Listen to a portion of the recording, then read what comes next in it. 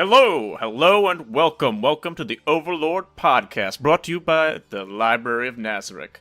I'm back, Corpse Shepherd, and I'll be talking to you about Season 3 of Overlord, Episode 4. That's what we're here for today, and with me, I have two lovely co-hosts, Enethus, the Dragon Lord. Hello. As well as Meep, or also known as... Demiurge's humble servant. Nice to be back again. Yeah, a triumphant return. So, you should know by now that this podcast will surely contain spoilers. Like every episode that we're talking about, it is advised to have seen the episode 4 this time. Yes, and be courteous and, try to be nice down in the comment section. These are our opinions. While we will cover some lore material, but this will be mostly just be an opinion podcast where we talk like, oh my god, that was so cool. So, just... And we're going to try and keep the spoilers basically limited to this episode. Yes. You never know. We could get into something spoilerish maybe for episode 5, so just be careful. But that's not our intention. Speaking of which, let's just get straight into it. Episode 4. This is, we're coming up on the end of the Enri arc, the Two Leaders arc. How are you guys feeling? We just finished up the penultimate episode of this arc. Everything will be over by the next one. Have you been enjoying it?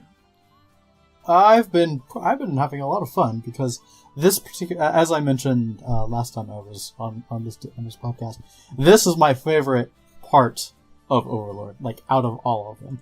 So it's great. I'm having fun. Well, I enjoy this arc way more than Lizard Man arc, and more than is it Man in the Kingdom? The one about Clive and Brain, and I think I've said it 100 times by now, but best arc is Season 2, Jaldabov arc. This arc comes actually second for me. I really love Carney Village, so I'm looking forward to it, like to the end of it. Yeah, that's a bit of it feels like there are some opinions out there that are kind of down on this arc. Yes. I must admit, I'm feeling a little down on it, just a bit. I came out of episode 1 of this season with like really high expectations because I thought that episode actually really knocked it out of the park. But as episode 2 came through, I was like, okay, episode 2 was pretty good, but episode 3, it was kind of I don't know. I was a little disappointed. That was my favorite episode. Really? Yes. Oh, well, we don't want to talk about it too much here, but I thought that episode just had to smash through things so fast, and I came out of that episode being like, it's fine. No, this is how it's supposed to be. The perspectives in Volume 8 are very like, you get Enri's perspective, and then you get Ainz's perspective. The book is literally split in half. So I was like, oh, this is Enri's perspective. And they went through it really fast. But they're probably going to, in episode 4, give us a little bit more context on what happened in Irantel and just, like, talk about that stuff. And we're going to see, like, Momon. None of that happened at the beginning of the episode, which actually shocked me. This is kind of like a big disadvantage with doing this podcast to some degrees, that I build up expectations for the episodes, and those inevitably get smashed. Inevitably, it's not going to be what I imagined. Yeah, nothing. We're just like, oh, well, this it's not like what they were saying at the podcast at all. It's kind of they're kind of jumping past all the stuff that they had in the light novel, which is a lot. To be fair, they are adapting a light novel, so they can't. You're always going to lose something. Yeah, there's 500 pages in each of these, so. It's just that you guys know the light novel, but I haven't read Volume 8, I haven't read Volume 7. I think the pacing of it is good. Yeah. I don't know the scenes that you're talking about, obviously. Yeah. I don't know what to expect of whatever is missing and stuff. Yeah. On that note, let's start talking about the first scene of this episode, which was the Lupu reprimand. That scene, scolding. Yeah. Yes, that scene was actually like way cut down, because it's what the impetus for that whole scene in the light novel had been Ainz, learning about Enri and her and learning about what's going on in Carne from Nabe, who had learned it from Enri in the previous episode, which was kind of cool. But Ainz is like, why am I just now hearing about this? True. True. Yeah. So that's when, in the novel, he's like, okay, bring her in. Let's find out what she's not telling us. And that just kind of got truncated into Ainz's question of, what do you think this village is? And she's like, it's a toy. Yeah. Which is accurate, at least in her perspective. Yeah. Yeah, I imagine this episode starting with, Molman running around Erantal, really fast shots of, him, doing that thing with the mage, and then being in the Adventurers Guild, and then, maybe he turns to the camera and is like, it seems that Lupusregina hasn't been telling me everything, and then his eye glows through his, full plate armor thing. I'll have to deal with this myself. And then it cuts over to the, setting it up a little bit, this scolding scene. But instead, we're just, kind of shoved into, she's on, reporting to him, and, yeah. I thought this scene was still pretty good. It was pretty I was good. a little underwhelmed by it. It seemed to be focusing on, well, actually, the thing that bothered me the most, I guess, was, there wasn't as much fear and trembling and recoiling from Ainz, because Ainz doesn't really get that angry very much, actually. I agree. In the light novel, it comes across that he is furious at this. He's like, this is basic stuff. This is the entire reason I ordered you to go there. And you're not doing it. Are you that dumb? My problem with the whole stuff was that Lupusregina didn't behave like every citizen of Nazarick should be. Because they instantly bowed down. They're all humble and stuff. And I felt she was really disrespectful with her answers. This is the last supreme being that stayed at Nazarick, and you should respect him. And she took months to bow down and apologize. Did she even apologize? I don't remember. She did. It was after Ainz apologized to her, and she's like, "How could that be? No, this is because of my foolishness." So she did kind of make that concession eventually, but it is difficult because Lupu's character is this two sides of a coin, two-faced thing, where you do expect her to be a little happy-go-lucky. But at the same time, she does have a very serious, cunning, maybe even savage real personality. But we got more of the I don't know, silly. It wasn't as silly as she normally is, but you're right. It didn't have the level of reverence I was expecting. Yeah. Especially that's just one of the differences between having the time constraints that they're working under, with keeping everything within 20 to 30 minute long episodes, where if they had the extra 2 minutes to show the bowing and scraping of Lupu, they would have, but well, yeah, I just wanted literally a flash shots of I'm just you fool, and then everyone's just visibly oh god, terror. What have we done? Yeah, because he was very mad in the light novel. He was furious. Not so much as the level of the Shaltir incident. Sure. But that was but since that point, that's the point in which he was the most angry. Also, why is Albedo in that scene? What's her role? Well, she's not actually in that scene in the novel. In the first episode, she should have been imprisoned for getting all the ranks. jumping Ainz's bone. She Yeah. goes to jail for like a few days. And so part of Ainz's problem in this scene is that Albedo isn't there, and so when people start asking him why he does things, he can't just look to someone smarter to explain it. Instead, he has to bumble through the explanation with the potions, which we might as well just kind of jump into. Yeah. What do you guys think of the potion stuff? The classic Ainz. Yeah. It was all part of the 10,000k plan. Sasuga Ainz-sama. Yeah. Sasuga. Yep. Sasuga.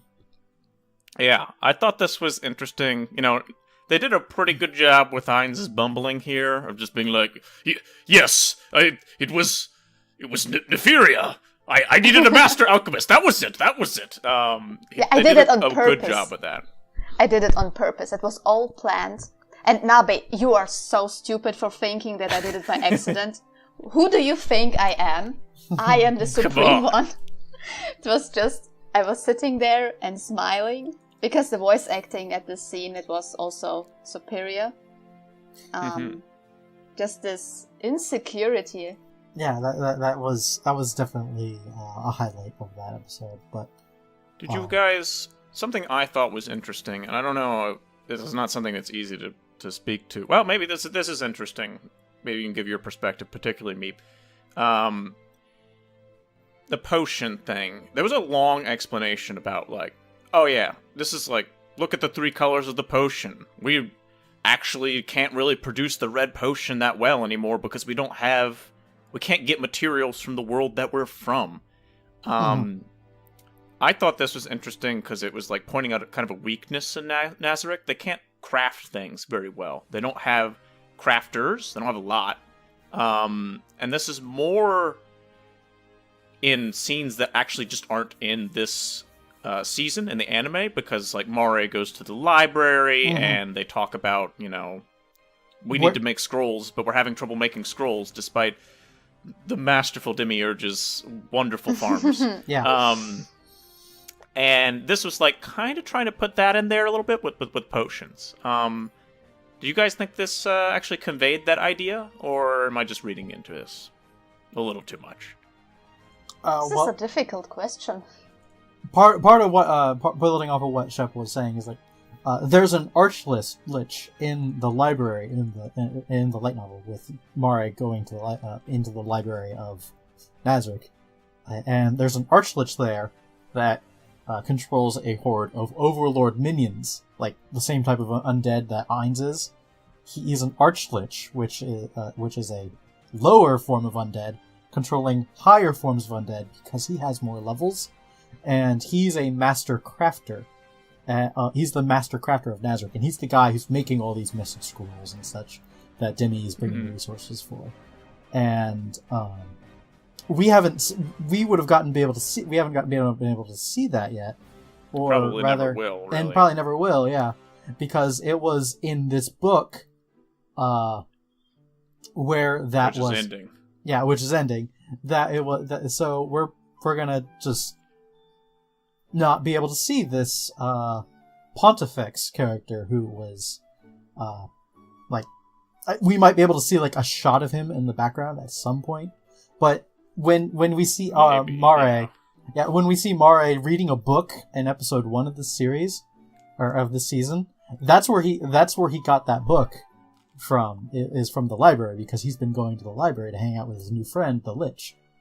But I think the problem of the anime is that all those Nazarick problems are not taken to the one who is watching it, because in Reddit, for example, there is a lot of criticism that Nazarick faces no real problems, they are all overpowered, and everyone who might be a problem is just getting shut down, like Clementine and whoever Ainz fought. Which isn't wrong. I mean, that's isn't You're not wrong. Yeah. That's not wrong, but at the same time, it is interesting. And I don't know if anyone else sees it but Ainz, but he's like, yeah, we can't. We're actually, technologically, we're gods amongst gods in terms of our innate powers. I can just cast a spell that can do incredible things. But in terms of, building and crafting and some of our technological wonders, we are rather limited. I thought it was interesting. It felt like maybe they were trying to sneak this in with this potion thing. It was like, the village is important because it's one of the ways that we're actually developing the future of Nazarick. Mm-hmm. But, well...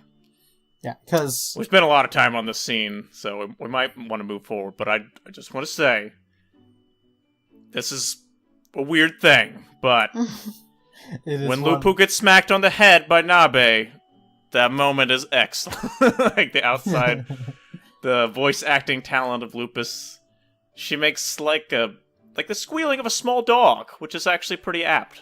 I thought that was pretty good. Yes. She deserves that. She deserved that twice or thrice. I don't know if it's no, because she doesn't ever not. So just as an FYI, Lupu's a werewolf. That's her thing.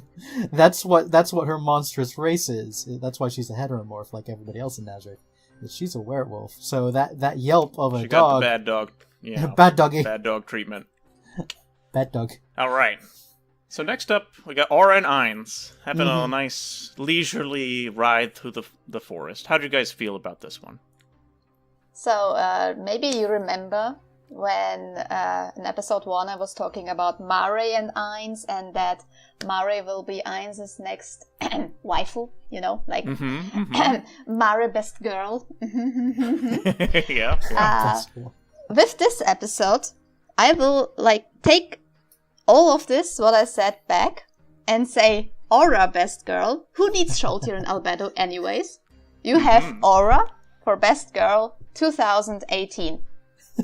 Planning for the future. Yeah. Planning for the future. She's only 70 years old. She's technically legal Lele, you see.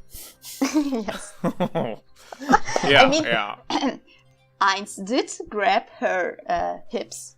Yes. Yeah. And he was head-patting her. It's more than he did with Albedo.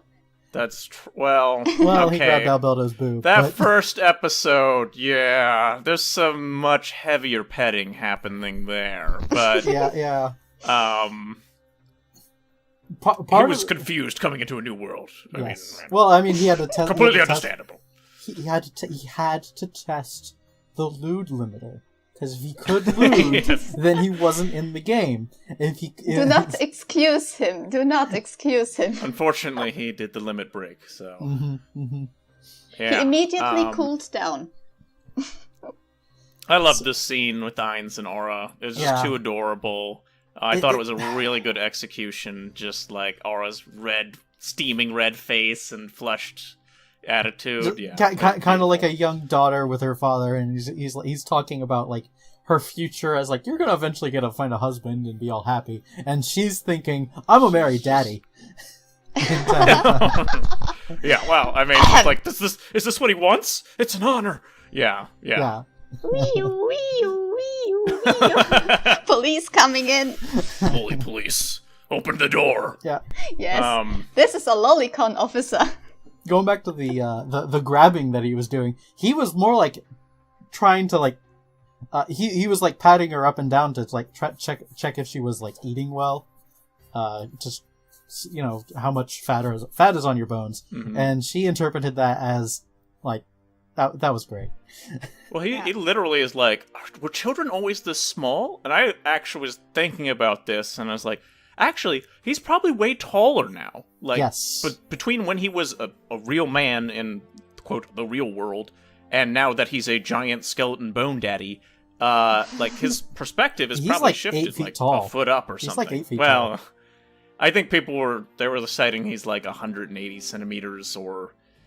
2 meters. Unfortunately, that's like meaningless. I'm an imperial scrub, so I think that's somewhere around like 6 feet. Well, but that's still pretty tall. He's taller. He's taller than the average man. Than the average man. So like things will look a little like bigger or rather smaller to his perspective. There was actually a size comparison for the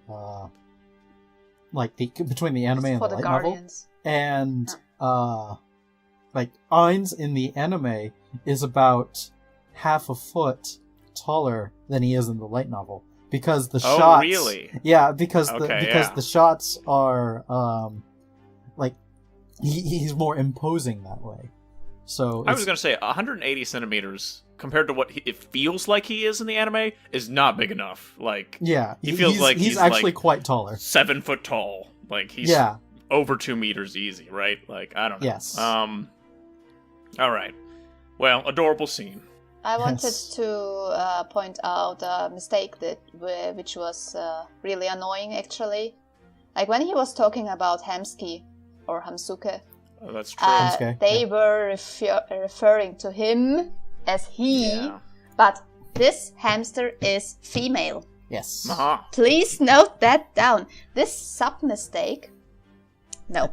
And that's something that's already been even covered in the OVA series with, like, Hamsuke being... There's an entire skit where she's looking for love, yeah. Yes. She's adorable. Yes. Yeah, she's a strong, independent mount to my lord. All right? Yeah. And fluffy.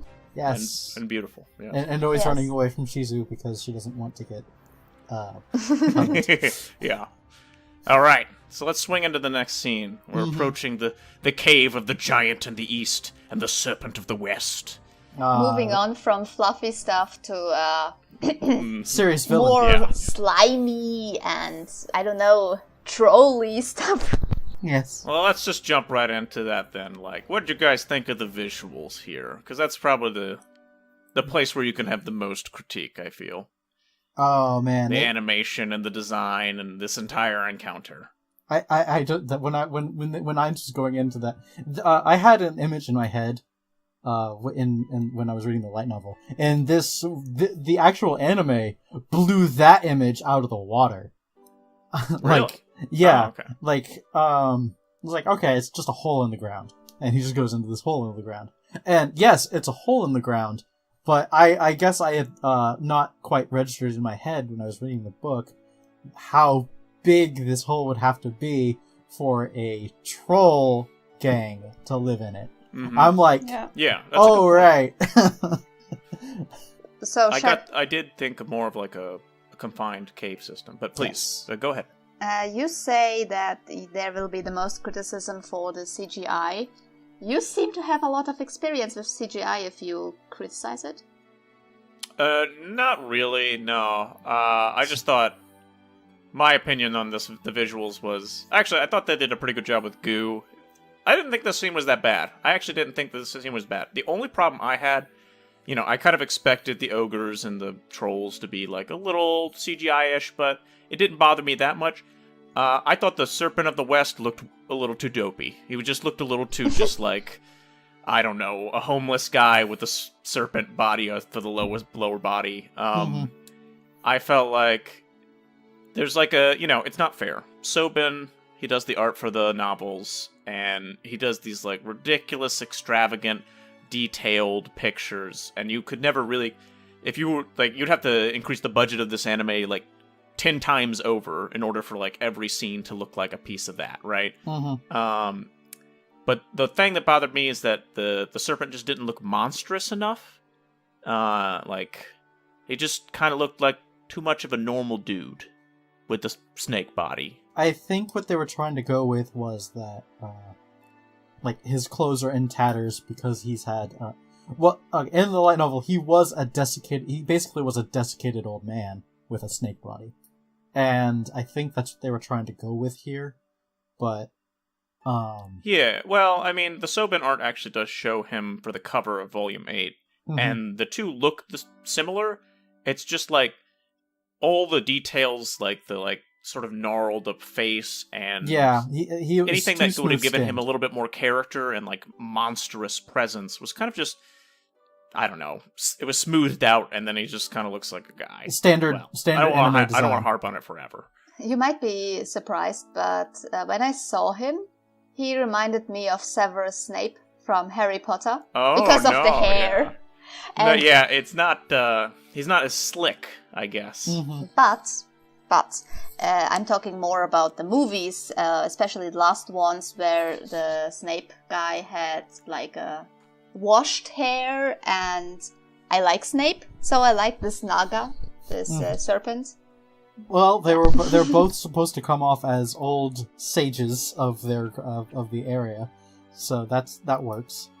Part of what I really liked is they gave Guu a really distinctive appearance, which was a good idea. He's like, I know he had a pretty decent description in the light novel, but for the life of me, I couldn't remember him. After I even read that book, it's just like, oh, okay. It's just in my head, he was just a troll, like any of the other trolls in the background that they showed in the light novel. I do really appreciate the anime for this kind of thing. I've never been that good at putting descriptions in books together into like a person. Like you can describe, you could have probably tried to describe Sebas or somebody who has like very prim and proper appearance, and I would kind of just use names, and I'm just like, oh, that's Sebas. I don't conjure up an image. So having the anime kind of put it together is actually really useful to me. Walking, talking names. Yeah. I have problems with this whole stuff. Like, this Guu is a troll. Mm-hmm. The people who are with Enri are goblins. Mm-hmm. True. And there are orcs as well, right?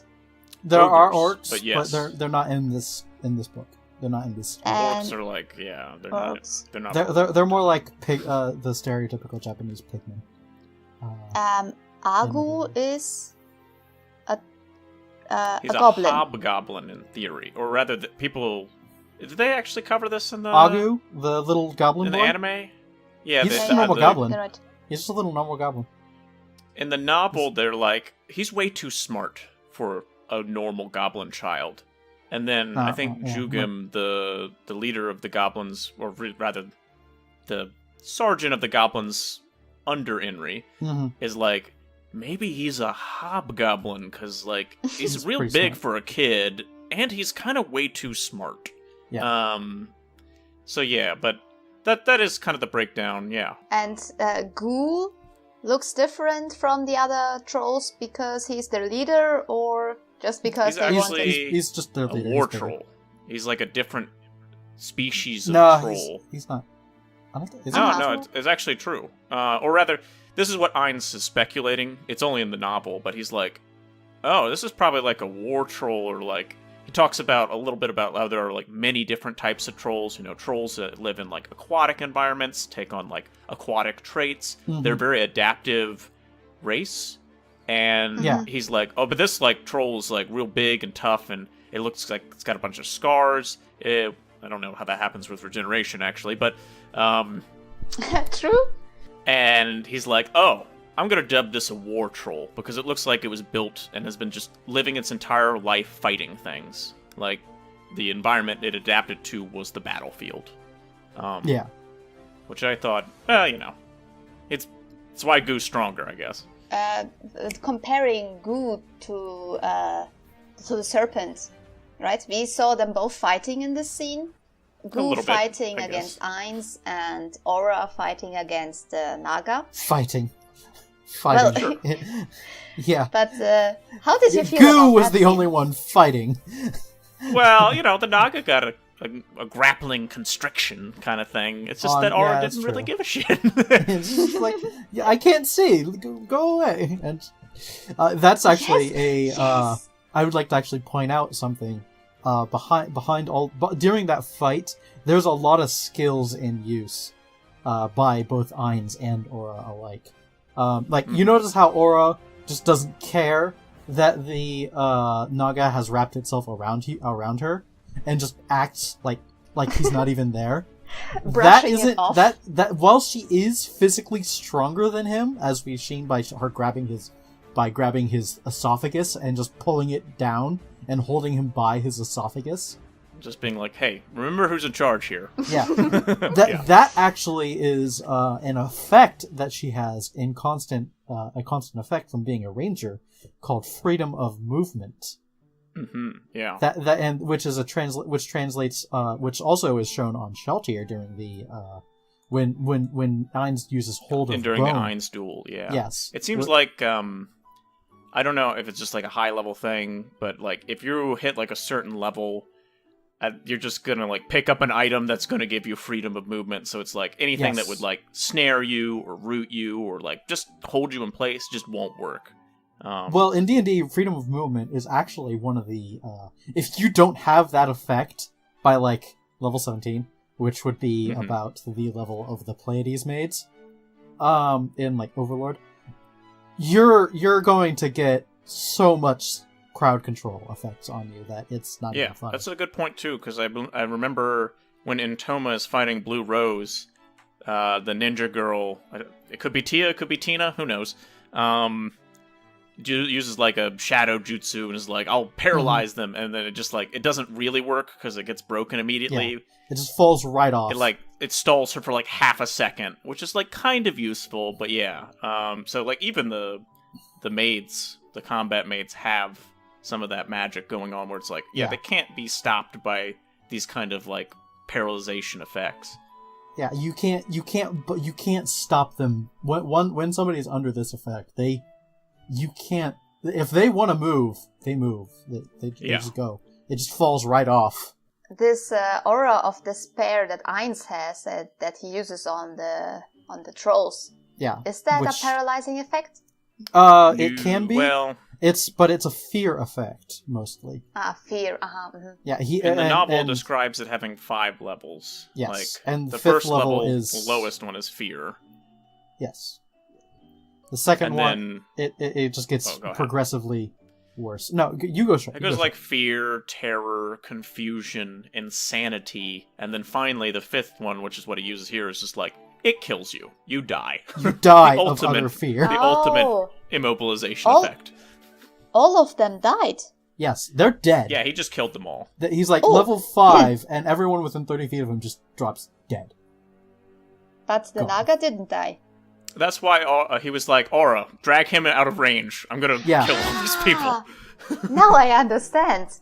Yeah, Ainz can... that's a passive, and that's actually the ability that he was using in episode 1 of episode 1, when he was talking with the Guardians and presenting himself as the leader of Nazarick. With that staff, even that with the staff of Ainz will go, what Ainz doesn't realize is, with that staff, he can affect even Guardians.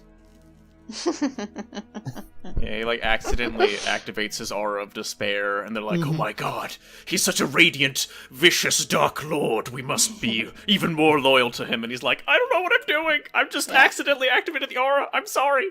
He doesn't even know. He doesn't even realize he did it, he's just, boom. Yeah. That's what that dark energy mantle that we see looks like. That's the aura of despair. And I love how they translated from episode 1, and when he activated it in this episode, it's the same effect, but it shows the burst of him activating it. And I was like, oh, that's cool.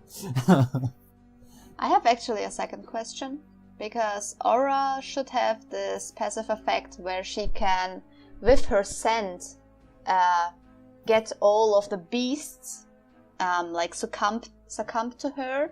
It's like a taming thing, Taming, right.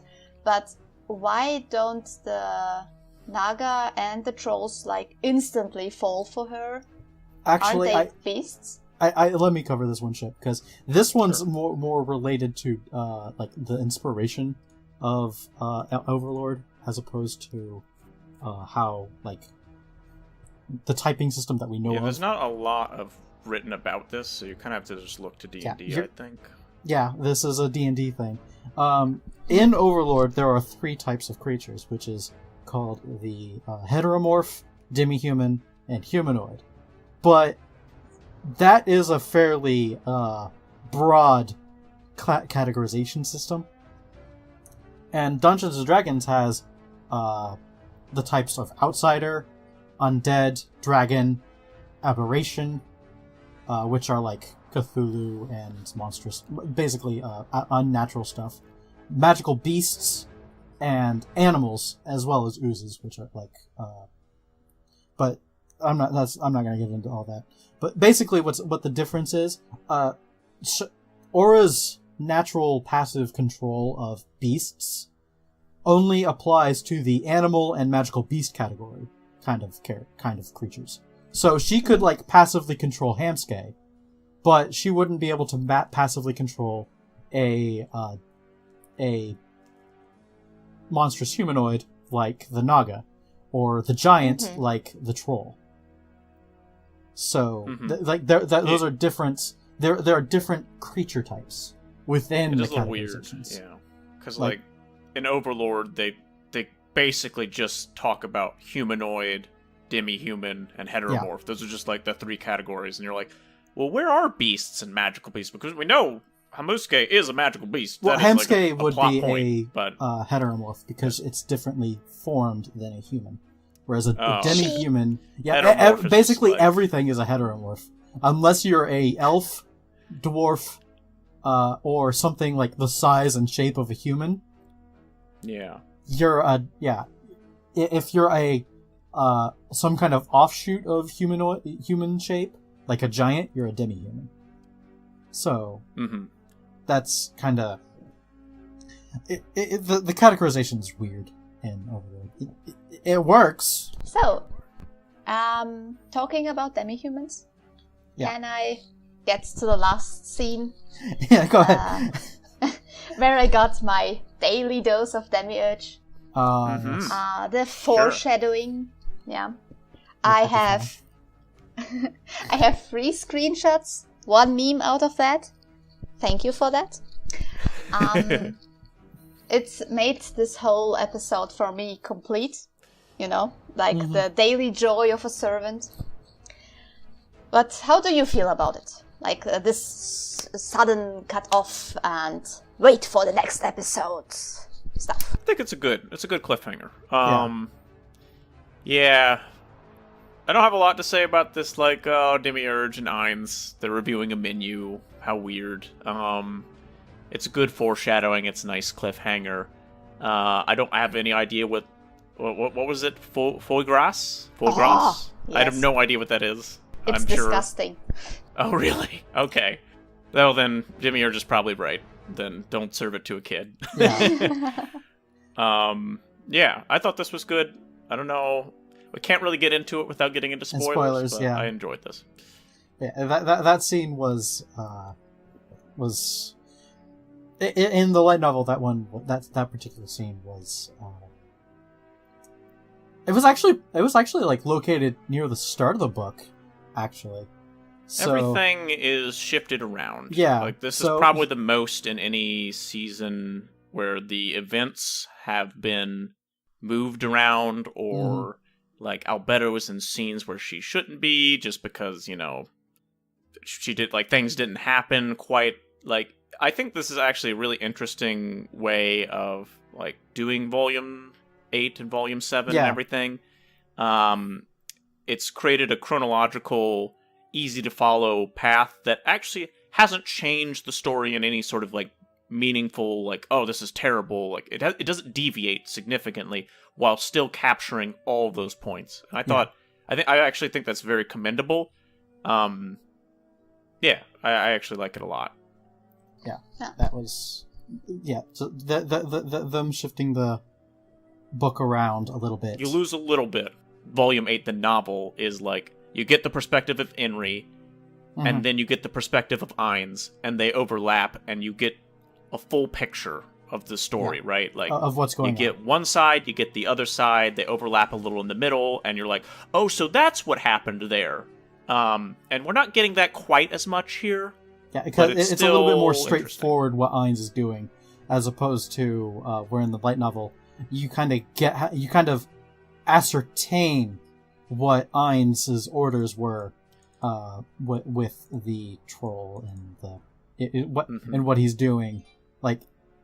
It flat out said to this episode that Ainz was, okay, well, we're going to test Lupu. Whereas in the novel, Ainz is just doing things and nobody knows what's going on. And you don't know what his plan is, because... It's true. You don't know anything at this point. Yeah. You're just this is still Enri's perspective, and you're just there are bells going off in the village. That's bad. That's bad. Yeah. And we're trying to figure it out. Why are they attacking now? and then you get the perspective of Ainz, and he's corralling.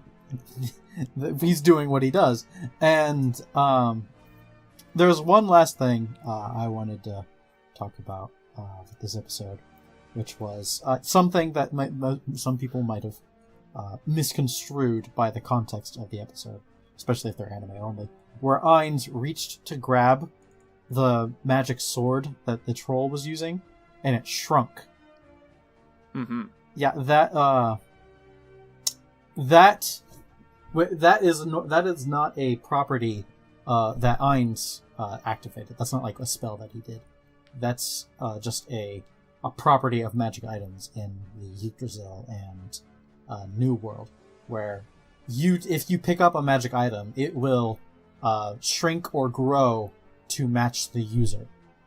Yeah, if he had thrown it to Aura, then it would have become a much smaller sword even than what it became there. Like, they could have played catch with it, and it would have just been like, whoop, whoop, whoop, whoop, just like back and forth.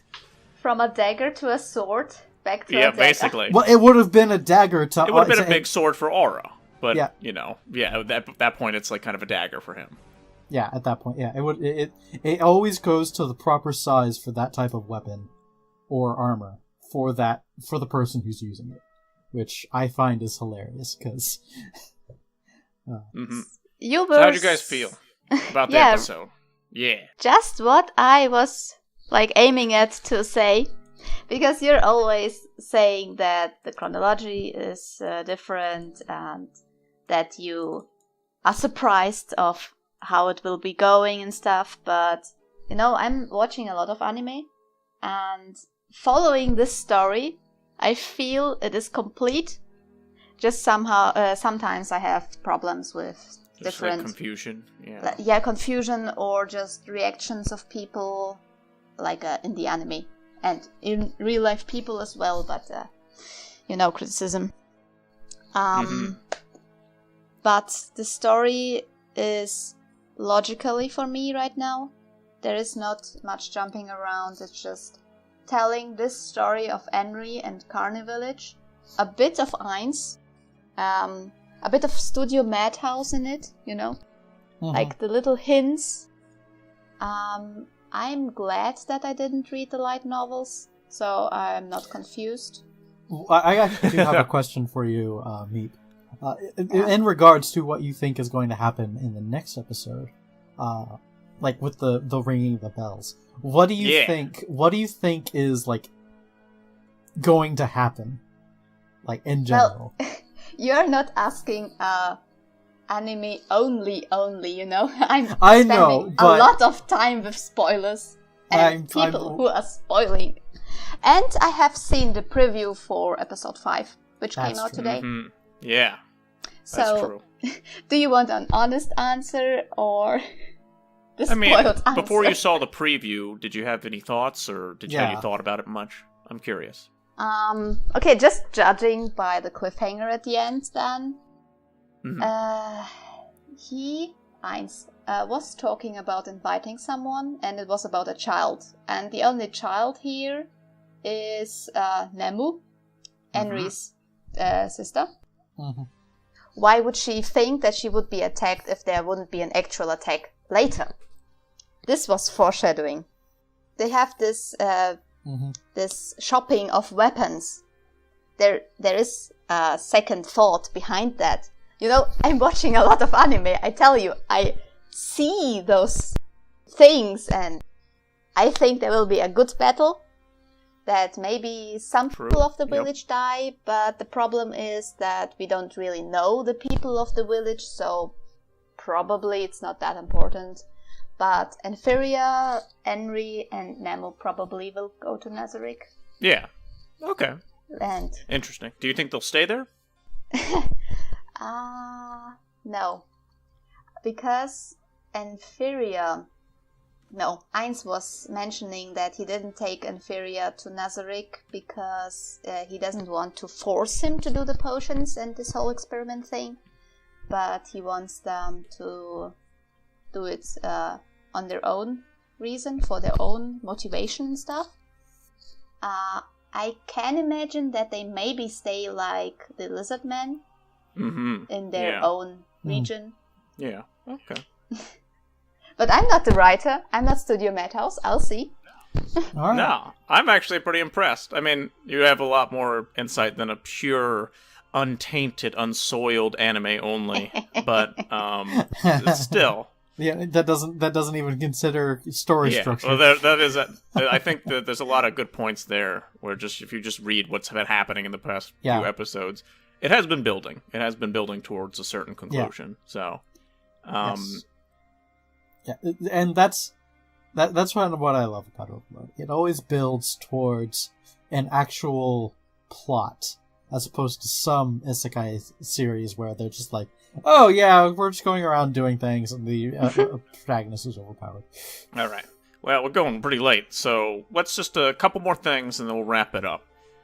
You guys think this is difficult for Meep to answer, but do you think they'll do anything with Volume 7 next episode? Are we going to have a cliffhanger? Are we going to have, like, Momon traveling to the capital of the Empire? Is it going to be just, like, a meeting? Anything at all? Well, that's more of a question for people who might know what's going on. But I'm personally, just to not say any spoilers, I think we're probably going to end on, just by the sheer length of the events that happen, that are scheduled for next episode. I think we're going to just end the arc. It's just going to end the arc, and that'll be the end of the Enri arc. And we'll maybe get a hint of what's going to happen, like we did with the end Season of 2. Lizardman arc and the Men in the Kingdom. Well, I think that we might see Flutter and Jerkniff. Is it Jerkniff? Or is it Jerkniff? Nah, you're not too far off. Jerkniff, yeah. Jerkniff. I didn't really want to name drop anybody. Jerkniff? German Snoof. I'll just wait for the anime people to say it. I think they'll do it better than me, honestly. Yeah. Yeah. But wait for the English just dub. Like the Season 2 ending where you saw him lying on his couch and this old man saying, yeah, hey, there is someone you might want to meet. This Ainz will go. Something like that. Yes. But who knows? All right. Yep. And that basically wraps it up for episode 4. Did you have something you wanted to say, though? Demiurge is the best. I just had fun, so... Meep, sorry. Demiurge is the best. This is something you have to say every episode. Remember. Yeah. It's like, I don't know, I had fun watching and I had fun recording this, so... Yeah. So. Okay, so that'll wrap it up for our coverage of Season 3, Episode 4. Thanks for everyone for listening, and I'm sorry. I'm sorry about what we've done here. The longest podcast yet. Good luck, buddy. But thank you. Thank you for your hard work, and thank you all for listening. So, this is Corpshep, signing off. Please don't forget to subscribe if you want to enjoy more content. Always join our Discord Overlord Light Novel server. We are always happy to speak with new people, and we always are happy to explain stuff. Like our mods, they really know what they're talking about. I'm always happy to ping them and ask them about the light novel. But hope you enjoyed this episode.